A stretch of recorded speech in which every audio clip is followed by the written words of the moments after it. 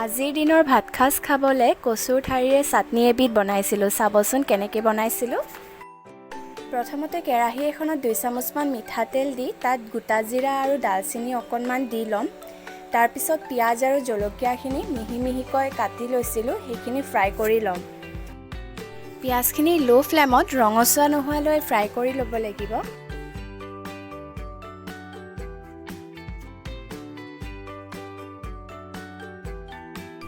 পিঁয়াজখিনি ফ্ৰাই হৈ যোৱাৰ পিছত কচুৰ ঠাৰিখিনি এড কৰি দিম।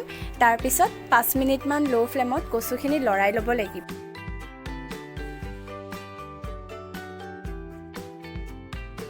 তাৰপিছত আধা চামুচ হালধি আৰু সোৱাদ অনুযায়ী নিমখ দি কচুখিনি আকৌ ভালদৰে লৰাই ল'ব লাগিব।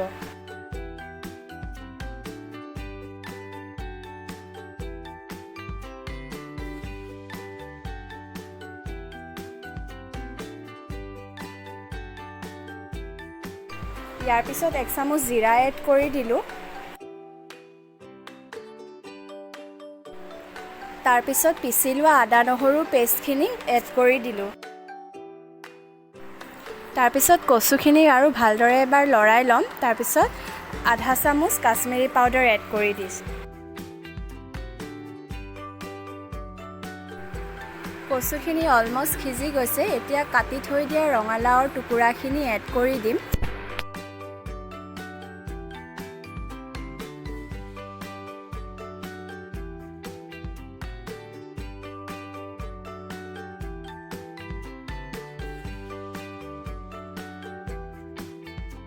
ৰঙালাওখিনি এড কৰি অকণমান গৰম পানীও এড কৰি দিছিলোঁ। পানীখিনি শুকাই নোযোৱালৈ কচুখিনি এনেদৰেই লৰাই থাকিব লাগিব।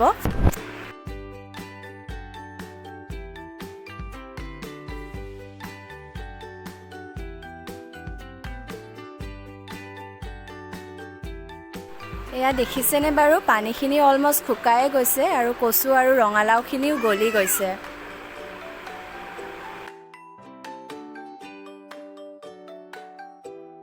ৰঙালাওৰ চাটনিখন ৰেডি হৈ গ'ল।